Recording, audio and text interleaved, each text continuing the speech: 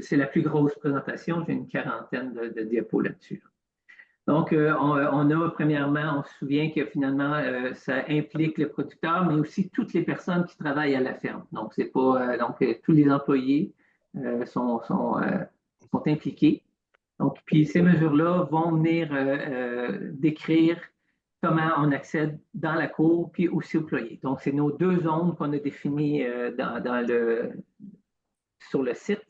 Puis toutes les mesures qu'on va décrire, c'est toujours pour essayer de contrôler la contamination de ces deux zones-là. C'est bien important. Donc, on se souvient que les mesures du code vert, donc on demande que ce soit, sont proposées d'être appliquées en tout temps. C'est la base de toute intervention. Donc, même quand que les autres protocoles vont arriver, ces bases-là restent bonnes, donc sont encore à appliquer. Donc, on a vu tantôt les 5 intertitres, donc je ne les répéterai pas. L'important, c'est de reconnaître les icônes aussi. Donc, je vais ces icônes-là dans les diapositives. Donc, pour vous aussi de vous essayer de vous aider à vous situer où ce qu'on en est là, dans l'explication de ces mesures-là. Donc, les principes ou les objectifs qu'on veut atteindre dans ces protocoles-là, premièrement, ça va être de faire la gestion de la zone d'accès contrôlé. Donc, la gestion de la cour qu'on a définie, parce qu'on veut prévenir l'introduction des véhicules, des personnes, mais aussi des animaux domestiques ou sauvages et des insectes le plus possible. Ensuite de ça, on va aussi essayer d'éviter qu'il y ait de gérer le mieux possible la matière organique sur les véhicules qui circulent. Donc, c'est de là qu'il va y avoir des mesures qui vont être proposées dans ce sens-là. Parce qu'au bout de la ligne, qu'est-ce qu'on essaie de faire? C'est de prévenir qu'il y ait des contaminations croisées. Donc, la contamination peut venir de l'extérieur, mais s'il y a des matières laissées au sol, autant dans la cour que dans le poulailler, tout le monde peut être éventuellement des transporteurs de ces contaminants-là. On va commencer finalement avec l'accès des véhicules à la cour. Puis là-dedans, on va avoir l'aménagement de la cour, les véhicules des producteurs et des employés, puis ensuite de ça, les véhicules des services et des visiteurs. Donc, on a fait un croquis qui propose un site de production avicole. Vous voyez ici, là, on a différentes cours. On a la cour principale, on a un stationnement pour les visiteurs, ensuite de ça, un endroit pour l'équarrissage. Puis on a la cour ici. Donc, vous allez retrouver ce croquis-là là, pour bien nous situer là, dans les explications. Premièrement, dans l'aménagement de la cour, qu'est-ce qu'on propose? C'est d'aménager une entrée avec un accès direct à la cour. Donc, pas passer, par exemple, dans la cour d'une maison si on peut arriver directement au poulailler pour tout ce qui est des véhicules de service et des visiteurs. Ensuite de ça, on propose que ce soit barré avec une barrière, des enseignes. Puis dans ce cas-là, particulièrement ici, le producteur a ajouté un plan du site qui fait que les gens peuvent rapidement se diriger directement où ils ont à aller sur le site sans se promener là, à différents endroits. Donc, ça limite les risques de contamination. Ensuite de ça, on parle d'aménager une entrée spécifique à la collecte des cadavres d'oiseaux pour l'équarrissage. Donc, c'est pas toujours évident d'avoir deux cours. Hein. Ça, c'est un élément, évidemment, là, de restriction parfois qu'on a sur les sites. Par contre, de bien situer les conteneurs d'équarrissage pour éviter qu'il y ait une contamination de la circulation des équarrisseurs avec la circulation des véhicules de ferme. C'est une chose qui doit être vue pour éviter cette contamination croisée-là. Évidemment, il faut aussi penser aux sites avoisinants pour éviter la contamination des voisins avec ces bacs d'équarrissage. D'autres exemples de gens qui ont fait des aménagements. Donc, on voit la cour ici, mais on a élargi la cour, parce qu'on a mis les bacs de poubelle, les bacs d'équarrissage. On a un autre exemple ici. Fait que, donc, il y a moyen d'utiliser la même cour, mais essayer de limiter les croisements entre les véhicules. Ensuite de ça, on a le stationnement pour les véhicules, pour les visiteurs et les véhicules des employés. Donc, plus loin qu'ils sont du poulailler et moins qu'ils vont circuler dans la cour, moins de risques qu'il y ait de la contamination croisée par la suite. Donc, pensez à avoir un endroit, comme on a ici des exemples, où ce que les véhicules de tous les jours, là, qui n'ont pas rapport à la production, qui peuvent être laissés en dehors là, du site de production. Donc, on parle que donc on situe cet endroit-là. Donc, éviter qu'il soit éloigné des ployers, du conteneur de cadavres d'oiseaux, du couloir de manutention du fumier, puis des aliments. Donc, ce n'est pas toujours évident. Comme on voit ici, là, sur un côté, il y a des déchets et des cadavres, mais les visiteurs sont de l'autre côté. Donc, évidemment, là, parfois, on est limité dans l'espace, mais c'est quand même de penser à ces espaces-là, essayer de les diviser le plus possible. Cet espace de stationnement-là, bien, évidemment, on ne veut pas qu'il soit emprunté par les véhicules qui vont sur le site pour éviter ce croisement-là. Dans l'aménagement de la cour, même chose pour les tracteurs. Donc, essayer de trouver un endroit où ce que les tracteurs, surtout lorsqu'on fait du travail au champ, qui ait leur stationnement spécifique, hein, donc qui n'ait pas trop accès autour des poulaillers, finalement, pour que lorsqu'ils vont au champ, qu'ils ont possiblement en contact avec les oiseaux, les fientes d'oiseaux, donc on peut, par la contamination croisée, venir contaminer notre cour de ce risque-là. Donc, essayer d'avoir un hangar là, qui est séparé ou sinon des chemins qui font qu'on ne croise pas près des poulaillers. Ensuite de ça, donc, il y a aussi l'entretien de la cour qui est important. Donc, mieux que la cour est entretenue, plus qui est drainé, puis moins qu'il reste de fumier. Donc, des endroits où c'est facile de nettoyer la cour du fumier, mais il y a moins de chances que des véhicules de service aillent sortent avec des roues contaminées ou des dessous de camions contaminés. Donc, ça vient aider à cet aspect-là. Je vous ai mis un exemple là, ici d'un site de reproducteur aux États-Unis. Où ce qu'on a fait, on a séparé la partie poulailler de la partie livraison à l'avant. Donc, il n'y a pas possibilité aux véhicules d'aller proche des ventilateurs ou des trappes d'air, puis de la livraison des moulées où ça se fait par le devant. Donc, ce genre d'aménagement-là qui peuvent être aussi réfléchis évidemment, on commence un site, ce qui n'est pas toujours évident avec des sites-là qui sont existants. Ensuite de ça, bon, on arrive avec la prochaine section, donc l'accès des véhicules à la cour. Donc, premièrement, on va parler là, on parle des véhicules des producteurs et des employés. Donc, en réalité, c'est toujours ces véhicules-là qui devraient être autorisés sur le site de production. Puis éviter que tout autre véhicule récréatif personnel aille sur le site de production. Comme ça, ben, on contrôle plus. Il y a moins de véhicules sur le site de production, puis il y a moins de chances de contaminer la cour et faire de la contamination croisée. On a ajouté un élément sur le fait de ne pas favoriser que les véhicules de transport volaille entrent dans le ployé, donc la zone d'accès restreinte. Donc, ce genre de ployer-là a été construit dans le passé. Donc, c'est un arrangement qui est plus à risque, étant donné que ces véhicules-là qui vont partout, hein, il y a plus de chances de contaminer l'intérieur du ployer. Donc, c'est à éviter, proscrire.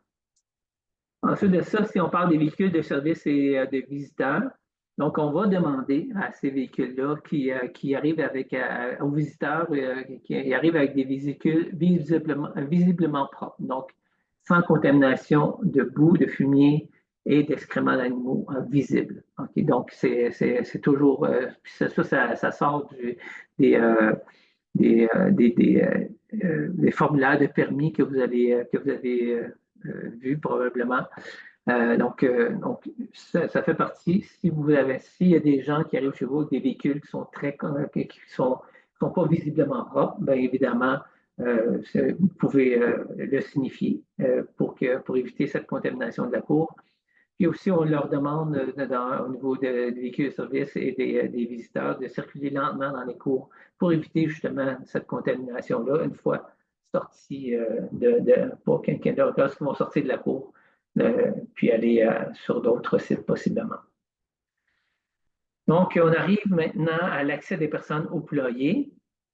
Donc, tout comme on avait pour la cour, donc dans la zone d'accès restreinte, on veut prévenir qu'il y ait l'introduction au plus possible de personnes, d'animaux domestiques, des animaux nuisibles, les rongeurs, les insectes, la poussière. Donc, les mesures qu'on décrit, c'est pour éviter cette contamination-là. Puis, ensuite de ça, encore là, éviter qu'il y ait une contamination croisée vers d'autres sites. Donc, cette section-là est divisée en 4 intertitres. Donc, l'aménagement des poulaillers, l'aménagement des entrées. On va avoir des mesures spécifiques aux producteurs et aux employés et d'autres pour les visiteurs et les véhicules de service. Donc, premièrement, au niveau de l'aménagement du poulailler, bien, on revient avec le fait d'avoir des enseignes de sécurité et d'autorisation d'accès à l'entrée des poulaillers. Ça vient éduquer les gens qui veulent, qui s'approchent des poulaillers et qui veulent s'y introduire.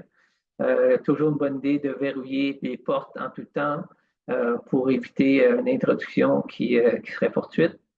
Finalement, ben, avoir des boîtes aux lettres à l'extérieur pour que les gens qui ont des bons à laisser, qui puissent le faire sans s'introduire dans le poulailler. Ensuite de ça, on a une petite phrase par rapport au parcours extérieur, bien que ce ne soit pas la majorité qui ont des parcours. On va noter que le parcours, finalement, il fait partie de la zone d'accès restreinte. Donc, on veut qu'il soit clôturé, que les mangeoires, les abreuvoirs ne permettent pas que les oiseaux sauvages puissent y accéder, de la manière où ils sont situés et de la manière qu'ils sont disposés. Ensuite de ça, entretenir le parcours pour éviter qu'il y ait des flaques d'eau. On attire les oiseaux sauvages, qu'il y ait une édification aussi. Ensuite de ça, il y a évidemment la structure du poulailler aussi qui doit être maintenue comme étant la barrière là, aux rongeurs, aux insectes et aux eaux sauvages. Donc, on rappelle la présence de grillages, sceller les portes comme il faut. Donc, puis enlever, puis c'est une périphérie qui est libre d'herbe haute pour éviter que les rongeurs s'approchent avec un programme de contrôle de la vermine. Donc, ça évite cette introduction-là au niveau de la zone d'accès restreinte ou le poulailler. Finalement, on arrive ensuite à l'aménagement des entrées des personnes. Donc, la discussion qu'on a eue à travers de ça, c'est que l'entrée des personnes demande une structure particulière pour que les gens puissent bien faire les étapes d'introduction. Donc, mais souvent, dans la façon dont on a construit les poulaillers, il y a les entrées, il y a plusieurs choses qui rentrent à la même place. Donc, du matériel, on peut avoir aussi des oiseaux ou des cadavres qui sortent. Donc, qu'est-ce qu'on propose? C'est de penser à diviser ces entrées-là ou ces sorties-là. Donc, une pour les personnes, une pour le matériel, les équipements. Sinon, avoir des mesures qui permettent d'éviter la contamination par la suite. Avoir des entrées pour les oiseaux vivants, les œufs, évidemment, c'est moins votre secteur, mais quand même. Puis, penser aussi à la sortie des cadavres, pour pas qu'ils se fassent à la même endroit que le personnel entre et sort. Donc, on va passer à travers de ça. Ensuite de ça, on rappelle qu'on peut orienter les véhicules vers les entrées qu'on a définies pour s'assurer que les gens aillent au bon endroit là, sans s'y perdre dans des entrées qui n'ont pas d'affaires. Donc, cette zone de transition-là, comme on disait tantôt, elle peut avoir 2 espaces ou 3 espaces. Puis, on propose qu'il y ait un banc qui va jusqu'au sol pour éviter la migration là, de la poussière, du fumier d'un espace à l'autre. Et ça pourrait être aussi un mur si on avait de la place pour ça. Puis, on peut utiliser du caillebotis ou encore des lattes là, surélevées pour aider au changement des vêtements. Puis cette latte-là elle peut être amovible pour être nettoyée. Fait que, sinon, si quand on enlève nos chaussures, ben, on a un endroit pour mettre nos pieds sans que ce soit directement au sol. Donc, on a dit tantôt que les visiteurs, parmi les visiteurs, il y a des équipes là, de capture, de transfert, de vaccination, d'insémination. Donc, si on a des équipes qui rendent employés, bien, pensez au moment où il peut y avoir plusieurs personnes qui vont entrer en même temps, donc avoir une installation qui permet ça. Ensuite de ça, ces entrées-là, évidemment, plus souvent qu'on va les nettoyer, puis qu'on va renettoyer chacun des espaces, bien, on va éviter de maintenir la contamination à travers le temps et l'élevage. Donc, un nettoyage fréquent et régulier, ça nous évite justement si on a en rentré des agents pathogènes à un moment donné au cours de l'élevage, si on le nettoie, bien, on peut éviter de le transférer là, au cours de l'élevage. Donc, puis qu'est-ce qu'on propose, évidemment, c'est que lorsqu'on nettoie, c'est d'avoir des équipements de nettoyage là, qui sont différents pour l'intérieur et l'extérieur pour pas, par exemple, balayer l'extérieur puis venir balayer l'intérieur après. Donc, on peut, à ce moment-là, on va contaminer notre intérieur. Donc, pensez à toutes ces étapes-là, puis les équipements qui vont être destinés à ça. Euh, on voit ici, donc, on a pour la zone à 2 espaces, on a un banc avec un caillebotis. Ici, on a 2 bancs avec le caillebotis entre les deux, avec le lavabo. Ensuite de ça, on a tous les autres éléments qui sont, disposés. C'est pour utiliser les zones de transition de façon adéquate. Donc, premièrement, de la zone extérieure, on veut une poubelle pour les choses qui viennent de l'extérieur. On ne veut pas venir jeter ça dans l'espace intérieur. Un endroit pour accrocher nos vêtements d'extérieur qui ne seront pas proches des vêtements qu'on utilise à l'intérieur. Un endroit pour le registre des visiteurs, puis une place pour laisser nos chaussures aussi là, qui viennent de l'extérieur. Ensuite de ça, dans la zone à l'intérieur, on a un endroit pour nettoyer les mains. Donc, au passage, on peut se nettoyer les mains. Puis ensuite de ça, on peut aussi ajouter un pulvérisateur pour désinfecter. Donc, quand on va ressortir avec du matériel, on va être capable de nettoyer, désinfecter. On va rajouter une poubelle pour les choses qui viennent, qui sont de l'intérieur. Puis quand on va sortir, on va falloir faire attention vraiment pour contaminer l'espace extérieur de ces choses-là. On peut avoir un endroit où on a aussi des EPI, donc qui vont être utilisés dans le chlorier. Donc, si on l'utilise au quotidien ou si c'est pour les visiteurs, bien, on peut avoir là, des crochets, des tablettes qui vont être capables de fournir ce port-là des EPI. Donc, c'est de cette façon-là que la zone de transition doit être pensée. Évidemment, c'est un exemple. Donc, puis vous voyez que lorsque la personne va sortir, va pouvoir, par étapes, laisser ses vêtements, jeter ses choses, nettoyer ses mains, puis ensuite de ça, mettre sortir pour l'extérieur. Puis même chose dans l'autre sens, où il va pouvoir faire les étapes de façon ordonnée en essayant de laisser les microbes de où ils viennent. On a ici un exemple d'une personne qui a mis en place ce genre de principe-là. Donc, vous voyez, on a l'espace extérieur juste avant le banc jusqu'au sol. On a l'espace intérieur avec des bottes, des couvre-tout, pulvérisateurs, donc avec des couvre-bottes. Donc, vous voyez, ça peut être assez facilement là, mis en place, là, évidemment, quand on a la place. On a aussi le registre qui est ici. OK. Ensuite de ça, ben, si on parle des autres entrées, on va parler de l'entrée et de la sortie des oiseaux vivants, les cadavres d'oiseaux, puis les entrepôts des œufs. Donc, on a des exemples ici pour l'entrée des oiseaux. Donc, on a des portes latérales qui sont pour les poussins ou la sortie des oiseaux.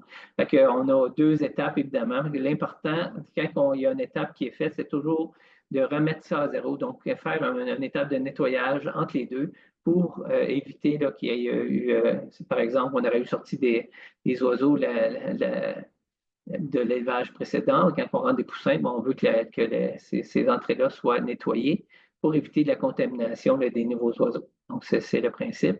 On a des exemples aussi là, pour les gens qui travaillent avec des chariots là, dans les œufs.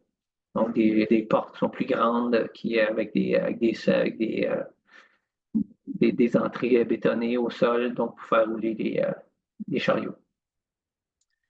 Ensuite de ça, pour la sortie des cadavres. Souvent, cette sortie-là se fait à travers la même entrée que le personnel entre. Puis, évidemment, en sortant les cadavres dans cette entrée-là, ben, c'est très difficile de ne pas contaminer l'endroit où le personnel va entrer des agents pathogènes du poulailler. Donc, ici, on a un exemple d'une personne qui a réfléchi à cet aspect-là. Donc, on a de l'extérieur, on a deux portes. Une qui est ici, qui n'a pas de poignée, et une pour une poignée ici. Donc, celle avec la poignée, ben, ça va nous permettre, il l'a organisé pour que le personnel puisse y accéder avec le principe de deux espaces. Puis lorsqu'il va sortir ses cadavres, ben, il va, à partir de l'entrée qui a accès à ces zones de production. Donc, on voit ici les portes là, où ce que les oiseaux se situent, mais il peut directement sortir à cette porte-là sans venir contaminer l'espace d'introduction du personnel. Donc, c'est une idée là, qui fait que il y a moins de chances de contamination avec les cadavres. D'autres portes qui ont été ajoutées, comme ici, donc ça c'est dans un pondoir, donc on avait une porte spécifique à l'arrière du poulailler, ce qu'on a mis des bacs, où il ouvre la porte et il dépose les cadavres dans ces bacs-là directement. Ici, c'est un poulailler de reproducteurs. Eux autres, qui ont décidé de faire un demi-porte. Et à l'extérieur, il y a des poubelles. Donc, ils ouvrent la demi-porte, ils déposent directement des cadavres directement dans ces poubelles-là. Ici, quelqu'un a pensé à une salle pour la disposition des oiseaux. Donc, il peut accéder directement au premier étage, mais même du deuxième étage, il va remplir ses bacs de cadavres de cette façon-là. Donc, c'est toutes sortes d'idées que les gens ont mis en place pour essayer de séparer ces deux étapes-là. Ici, on a un réfrigérateur qui a été accolé au poulailler, parce qu'on peut accéder de l'intérieur, mais quand on veut sortir, il y a la porte extérieure. Ici, c'est quelqu'un qui a mis à place de passer ses cadavres dans la porte d'accès. Il s'est fait une boîte. Donc, lorsqu'il sort à l'extérieur, il peut avoir accès aux cadavres puis aller les disposer. Donc, les cadavres ne sont pas mis directement au sol. Donc, il y a moins de chances de contamination à ce moment-là. Donc, on a voulu mettre des idées pour que vous puissiez vous inspirer. Rapidement, pour les œufs, une salle à œufs avec une entrée pour le camionneur. Donc, s'assurer que lui aussi applique ces changements avant d'aller dans la chambre à œufs. Puis, il n'y a aucunement accès à l'intérieur du poulailler. Donc, c'est une bonne façon d'éviter la contamination de l'espace de production. Même chose, encore ici, d'autres exemples dans la salle à œufs. Puis là, ici, on a donc, où le transporteur peut premièrement accéder, se changer, jeter ses bottes une fois qu'il est terminé. Cet exemple-là ici, c'est un endroit où donc le chargement à œufs se fait de l'extérieur. Donc, le transporteur reste à l'extérieur et la personne va rouler les chariots vers l'extérieur. Donc, ça évite l'introduction du personnel. Donc, on arrive maintenant à l'accès du personnel du site, donc les producteurs puis l'employé sur le site. Qu'est-ce qu'on propose?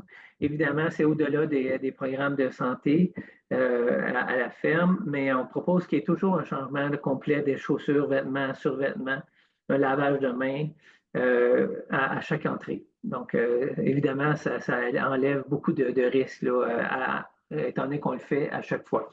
Donc, mince, évidemment, ça demande un peu plus de temps et de matériel pour y arriver, mais ça augmente de beaucoup la sécurité. Puis ensuite de ça, au niveau de lavage des mains, quand on va manipuler les cadavres, avec les oiseaux, le fumier, c'est toujours une bonne chose de se laver les mains là, à chaque fois, après qu'on ait fait ces étapes-là.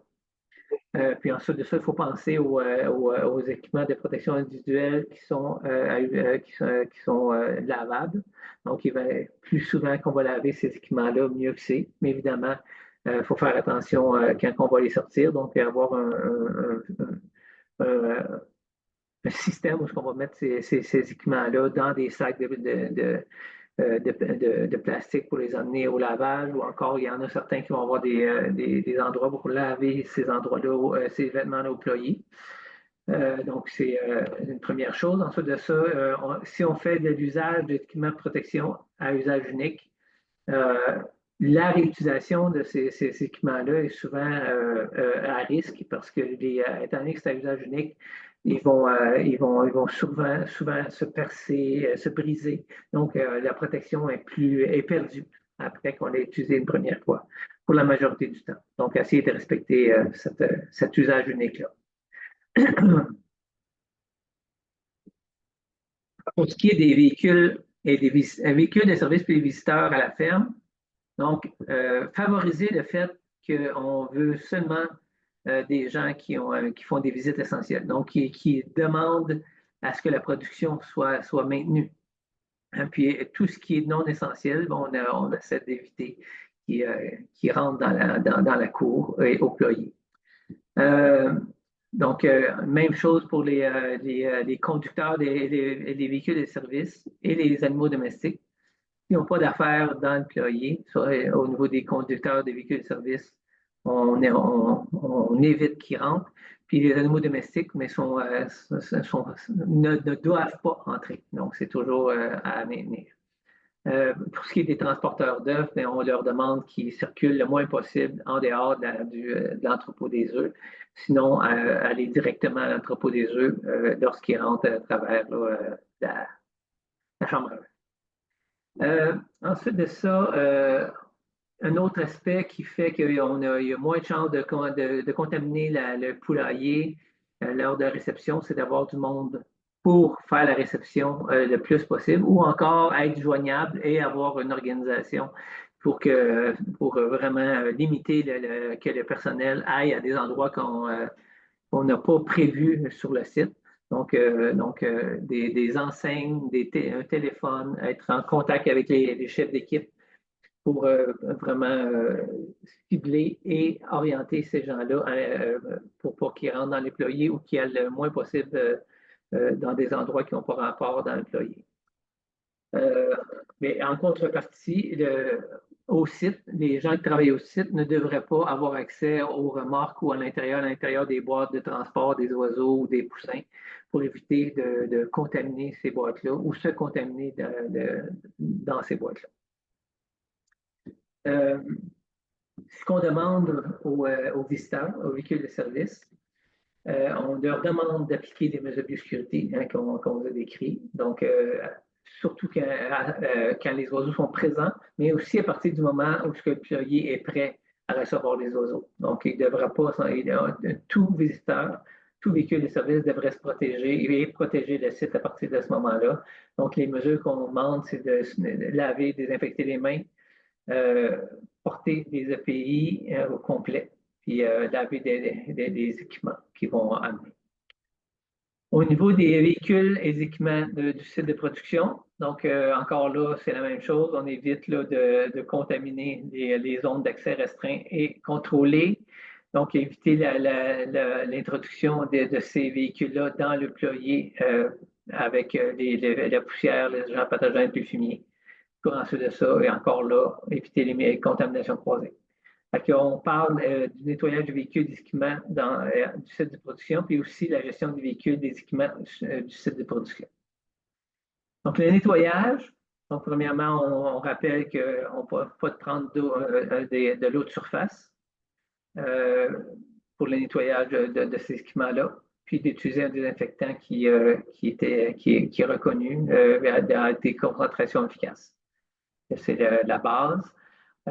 Ensuite de ça, les moments particuliers où le nettoyage devrait être fait dans un aire de lavage qui est adapté pour ça.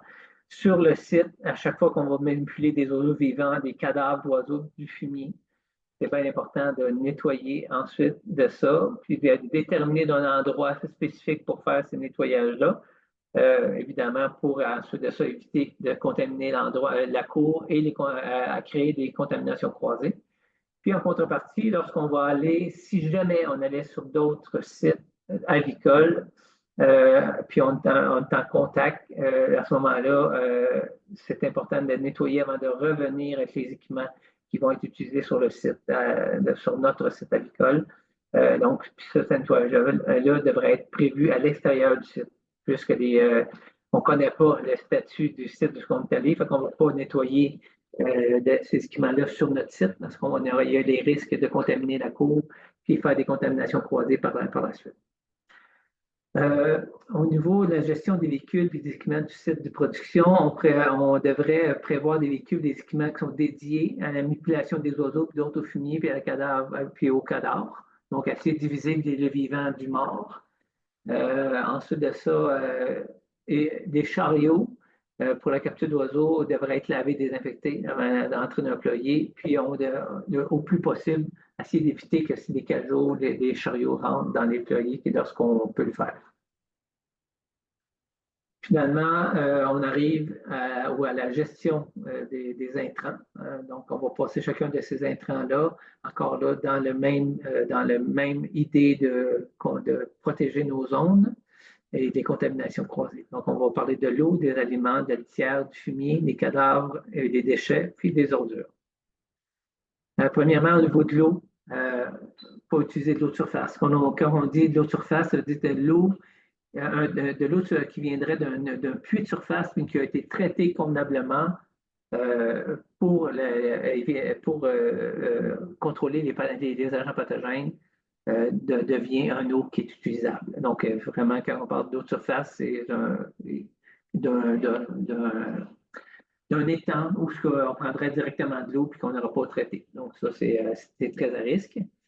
Donc, on va plutôt favoriser les réseaux d'aqueducs, les puits d'artésiens. Puis, il y a des normes au niveau de la qualité bactériologique, physiologique, au niveau gouvernemental, bien évidemment, de s'y référer pour maintenir une qualité d'eau potable, autant au niveau de la consommation que de l'utilisation pour le nettoyage des équipements et des véhicules. Au niveau des aliments, donc encore là, on veut éviter l'introduction de tout animaux nuisibles, les bactéries, donc il faut que ce soit étanche dans des endroits qui sont ciblés pour ça. Éviter qu'il y ait des déversements, puis sinon les ramasser le plus vite possible pour éviter d'appeler les animaux qui sont nuisibles, qui vont évidemment venir consommer ces grains-là. Puis finalement, au niveau des champs, toujours prévoir une distance suffisante au niveau de la présence des oiseaux sauvages, donc qui viennent le moins proche possible pour que lorsqu'on fait de la circulation dans notre cour, on n'ait pas cette contamination croisée-là qui est possible. Ou encore, lorsqu'on va faire la récolte, qu'il y a une circulation des insectes, de la poussière par rapport aux récoltes qui pourrait faire son introduction par des entrées d'air. Donc, c'est ce genre de risque-là qu'il faut penser là, par rapport aux champs. Finalement, l'introduction peut se faire aussi par la litière, donc c'est au niveau de plumes, de fientes qui pourraient être présentes. Donc, l'entreposage et la livraison devraient être vérifiés. Donc, pour éviter l'entrée, premièrement, l'eau, toute entrée d'eau va permettre la multiplication bactérienne, mais aussi sur des endroits qui est mal isolé pour la vermine. Les animaux nuisibles pourraient amener éventuellement là, des problèmes là, de maladie. Puis la même chose pour tous les équipements d'épandage à litière, mais ça devrait être propre avant de l'utiliser pour éviter d'amener des problèmes d'un élevage précédent ou encore lorsqu'on passe à l'extérieur. Au niveau du fumier, donc le fumier, c'est très attractif pour les oiseaux sauvages. Donc,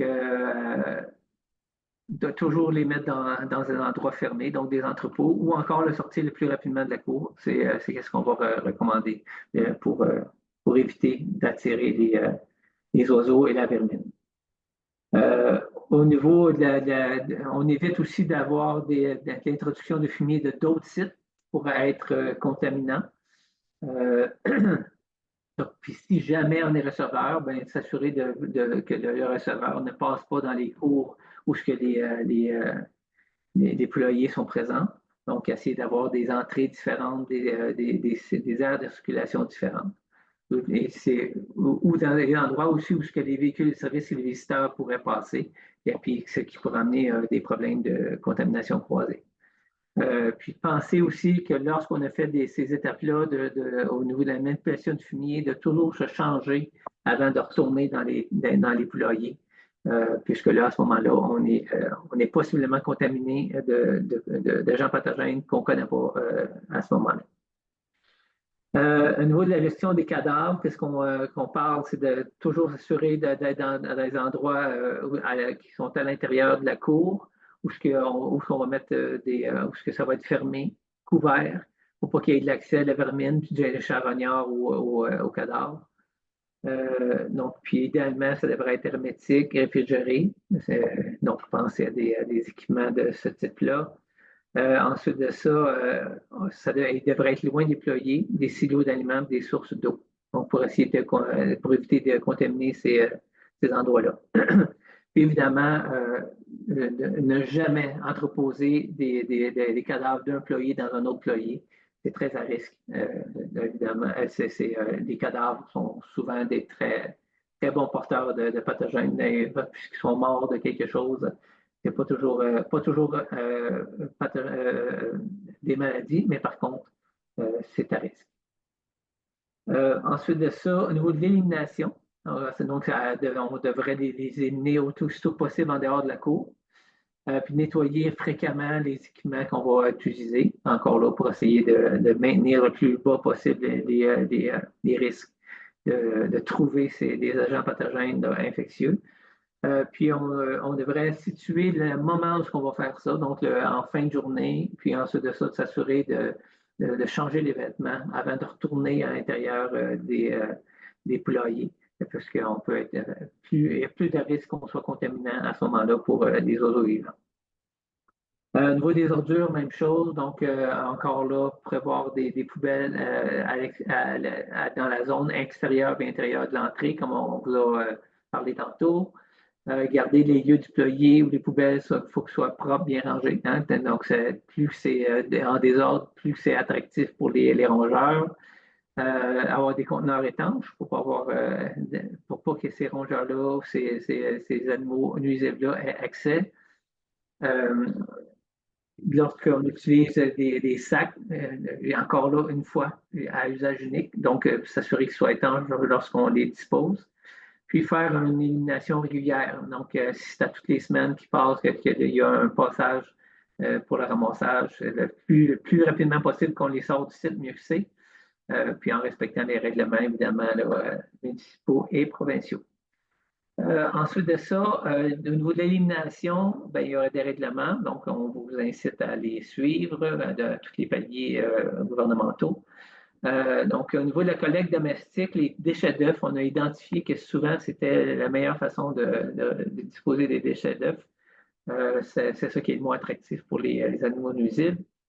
L'équarrissage est très pratiqué ici au Québec, donc c'est une des façons qui est plus vue et ça peut être très bien fait. Par contre, il faut que s'assurer que les conteneurs dans lesquels on utilise, on met des cadavres soient scellés, étanches.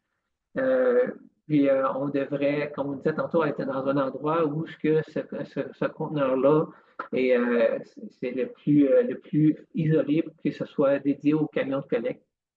Puis qu'il y ait le moins de croisement possible avec les véhicules là, de l'intérieur qui vont sur le site. Euh, Puis, donc, ces cadavres-là, ben, les emmener dans les bacs le plus proche possible de la collecte pour pas qu'ils puissent être accessibles aux oiseaux, aux cadavres, aux animaux nuisibles à ce moment-là. Le compostage à la ferme, c'est permis, ça prend un permis, puis donc il y a des méthodes pour le faire. Donc c'est quelqu'un qui le fait bien, ça peut être une bonne méthode. Par contre, on n'encourage pas qu'il y ait que l'élimination des cadavres soit mise dans le tas de fumier, puis qu'ensuite de ça, qu'il soit accessible aux oiseaux, aux rongeurs, aux moufettes, tous les animaux qui viendraient sur le site et qui pourraient éventuellement nous contaminer. Puis au niveau de l'enfouissement dans le sol, bien, vous savez que c'est très restrictif, hein, c'est 500 kilos par site, loin des fossés. Donc, c'est un peu c'est difficile de faire un enfouissement régulier ici au Québec. Finalement, ben, dans le protocole vert, on va vous parler de maintenir vos registres. Hein, depuis, de toute façon, vous avez des bons registres qui sont proposés dans vos programmes qui peuvent être utilisés lorsqu'il arrive un problème de maladie, puisque l'Agence canadienne va demander de retrouver toutes les circulations qui ont été sur le site, les gens qui sont allés, à quel moment que les oiseaux ont été sortis, est-ce qu'il y avait de la mortalité. Donc, tout ce genre d'informations-là, dans les 30 derniers jours après l'éclosion d'une maladie, ça peut vous être demandé. C'est important d'avoir des registres là, mais qui sont bien maintenus. Encore là, ce protocole-là est sur le site. Il y a du stock, comme vous avez pu voir. Mais l'important, c'est que vous obteniez toujours que tout ce qui est là, c'est vraiment dans le but de contrôler les zones d'accès restreintes et contrôlées. Donc, j'ai fini pour celui-là. Parfait.